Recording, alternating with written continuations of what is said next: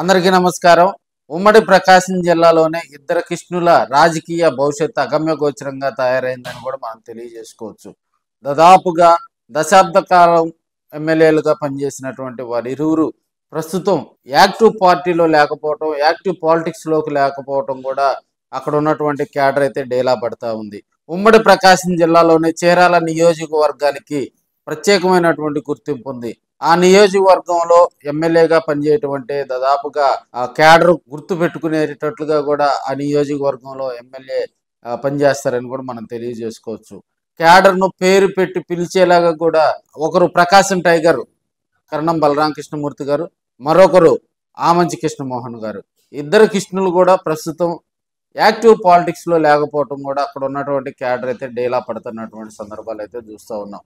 ఎమ్మెల్యేలుగా వారు టైంలో కొంత డెవలప్మెంట్ కార్యక్రమాలు చేయటం, మెయిన్గా క్యాడర్కి ఏదైనా ఇబ్బందికర పరిస్థితులు వచ్చినా వారితోటి మాట్లాడటం, వారిని పేరు పెట్టి పిలవటంలో వీరిరువురికి కూడా ఒక ప్రత్యేకమైనటువంటి స్థానం ఉంది, ప్రత్యేకమైనటువంటి గుర్తింపు ఉంది. చీరాల కాన్స్టిట్యున్సీలో 2014 ఎన్నికల్లో కూడా ఆ మంచిపై బలరామకృష్ణమూర్తి గారు గెలుపొందడం జరిగింది. 2024 ఎన్నికల్లో తన కుమారుడికి అక్కడ సీటు వైసీపీ నుంచి సీటు తీసుకొచ్చి ఆయన సైలెంట్ అయ్యారు. అయితే తాను గెలవపోయినా పర్వాలేదు, శత్రువు గెలవకూడదనే ఉద్దేశంతో ఆమంచి కృష్ణమోహన్ బలరాం గారి కుమారుని ఓడించడం జరిగింది.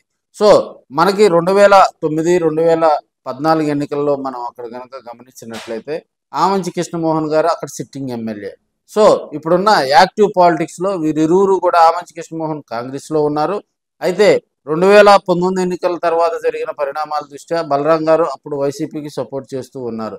ఇప్పుడు వీరిరువురు కూడా ఎక్కడ కూడా అధికార కార్యక్రమాల్లో వీరిరువురు కూడా ఎక్కడ కూడా బహిరంగ కార్యక్రమాల్లో పాల్గొనకపోవడం, చీరాల కాన్స్టిట్యున్సీలో కొంత అక్కడ ఉన్నటువంటి క్యాడర్ అయితే ఇబ్బంది పడుతుందని కూడా మనం తెలియజేసుకోవచ్చు. ఒకప్పుడు ఫైర్ బ్రాండ్లుగా ఒకే పార్టీలో ఉన్నటువంటి ఆమంచి కృష్ణమోహన్ గారు కానీ, కరణం బలరామకృష్ణమూర్తి గారు కానీ ఇప్పుడున్న యాక్టివ్ పాలిటిక్స్లో కూడా వారిరువురు సైలెంట్ మోడ్లోకి వెళ్ళటం, కొంత అక్కడ క్యాడర్కి ఇబ్బందికర పరిస్థితులనే మనం చెప్పుకోవచ్చు. రాబోయే రోజుల్లో వీరిరువురు యాక్టివ్ అవుతారా, క్యాడర్కి అండగా ఉంటారా అనేది కూడా ఆ చీరాల కాన్స్టిట్యున్సీలో ఉన్నటువంటి కొంతమంది లీడర్స్, రాజకీయ విశ్లేషకులు అయితే భిన్నాభిప్రాయాలు వ్యక్తం చేస్తూ ఉన్నారు. సో ఇప్పుడున్న యాక్టివ్ పాలిటిక్స్లో కనుక వీరిరువురు కనుక యాక్టివ్ అయితే చీరాల కాన్స్టిట్యున్సీలో అద్భుతాలు చేయొచ్చని కూడా కొంతమంది రాజకీయ విశ్లేషకులు అయితే చెప్తా ఉన్నారు. రాబోయే రోజుల్లో వీరు మరి రాజకీయంగా అటువైపు వెళ్తారా, ఇటువైపు వెళ్తారా అనేది కూడా కొంత చర్చకు దారితీస్తూ ఉంది. ఆ మంచి జనసేన వైపు చూస్తున్నారని కొంత టాక్ అయితే ఉంది. బలరాం గారు తెలుగుదేశం వైపు చూస్తారని కూడా కొంత టాక్ అయితే వినిపిస్తూ ఉంది. మరి వీరిరువురు కనుక ఒకళ్ళు టీడీపీలోకి, ఒకళ్ళు జనసేనలోకి కనుక వెళ్తే మళ్ళీ చీరాల వేదికగా కూడా వీరిరువురు మధ్య టగ్ ఆఫ్ ఫైట్ ఉంటుంది అనేది కూడా కొంతమంది రాజకీయ విశ్లేషకులు అయితే చెప్తా ఉన్నారు.